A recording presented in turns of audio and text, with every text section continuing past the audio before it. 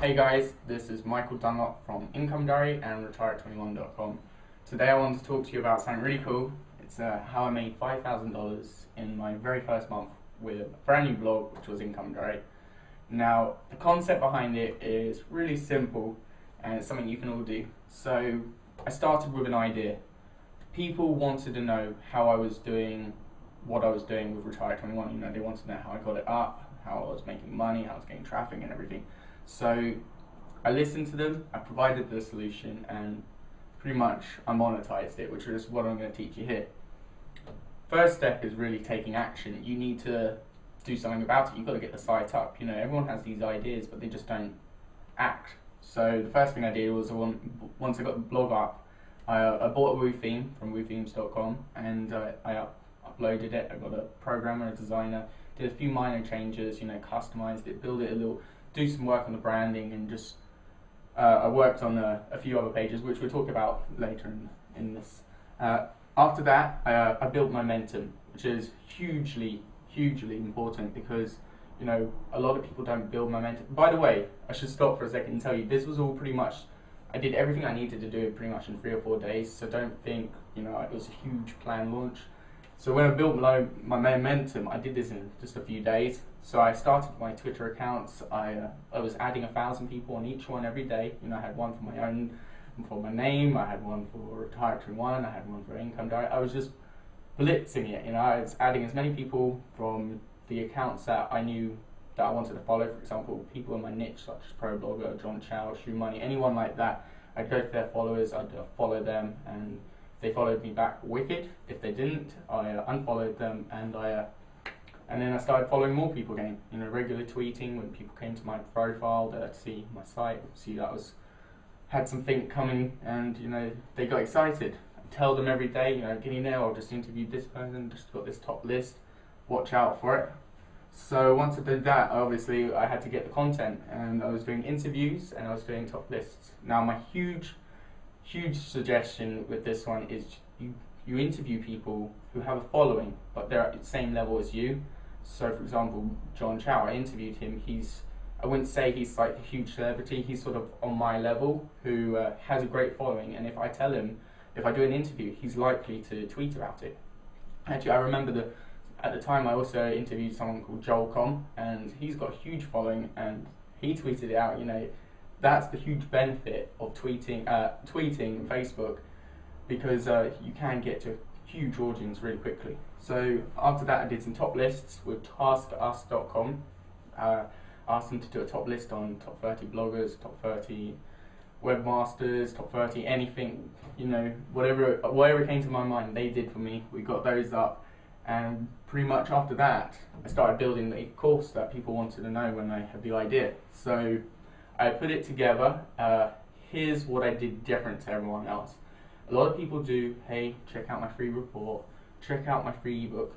Great ideas, but for what I was doing, I needed to make sure people took action. I didn't want to just get them on my list, I wanted them to take action. So what I did was I put it in a 7-day free course. I got myself a Aweber, and I gave them an autoresponder, and so once they opted in, I would start sending them an email every day for a week. And so what I was doing, day 1, installing your blog, day 2, adding a theme, doing some changes, day 3, monetizing, or something like that. And every day they look forward to it. Even to today, I did this about a year ago, even today, I've been getting emails from people saying, hey Michael, is there any chance I can get day 2? You know, they wanted it from me now. You know, when you give out a free ebook, you know, people didn't really care too much. They took action straight away, because I'd be like, yeah, look, get this done today, and then you'll be ready to do tomorrow's assignment tomorrow. So I think that's the whole reason it was so successful. After that, I obviously needed a comparison page, because when people opted in, you know, I was telling them they need domain, hosting, and themes, but people did not want to take me, you know, they didn't want to just, you know, presume I was telling the truth, because quite often, you know, marketers just promote something with an affiliate link.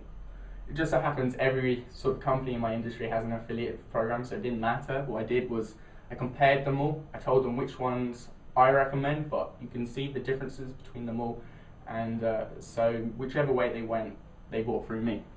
Now, getting people on the list, is one of the most important things. And so what I did was I actually built a separate page. I made a page in WordPress and I called it Creating a Profitable Website or Profitable Blog. And so what I did was I got them to go to that page and opt in before they opted in. The opt-in box was right at the bottom. What I did was at the top, I told them about it. You're going to have to spend some money if you want to make some money. Not much money, about $100. You can buy your domain, it lasts a year, it's like $8. Your hosting, I'll give it to you for 1 cent for the first month. Here's a coupon code, and then get your roofing. Just like me, not doing anything I haven't done. So that, I think that's pretty much one of the reasons it works so well, is because I showed them exactly what I'm doing, not like just doing it for the sake of it. I was using a roofing myself, and I made it look really good, and so that really appealed to the reader. So another huge benefit of having a squeeze page or a separate page on WordPress is people want to recommend your course. If it's good, they'll recommend it. But if you just have an opt-in box in the top right of your sidebar, which I also recommend, but if that's all you've got, people are just going to tweet and they're going to say, oh, check out Michael's free course. Cool. But they're not going to always give a link because there's no specific place to go.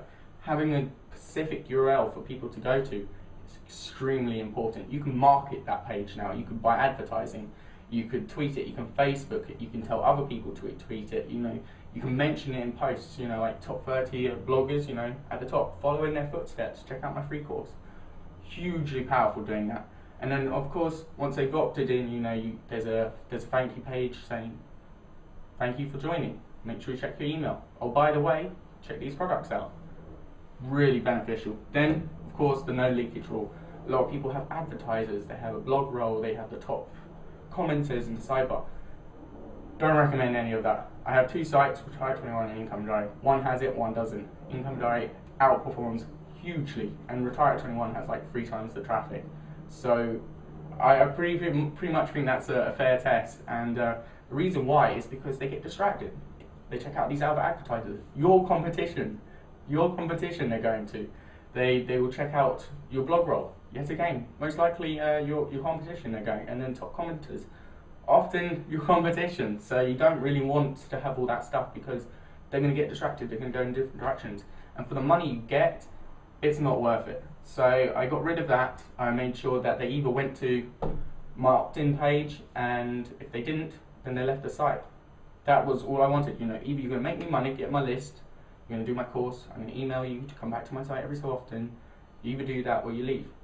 There was huge benefit in them getting into my list, and because of that, I made money, and quite a bit of it for my first month. And actually, I have to admit, I wasn't the best blogger when I started this, and for me to be able to achieve all of this within just a few days of work, I think anyone out there could follow in my footsteps and do the exact same thing. And it must have cost me like a few $100 to put it all together, and the return was huge. So good luck, let me know how you do, and this is Michael Dunlop from Income Diary.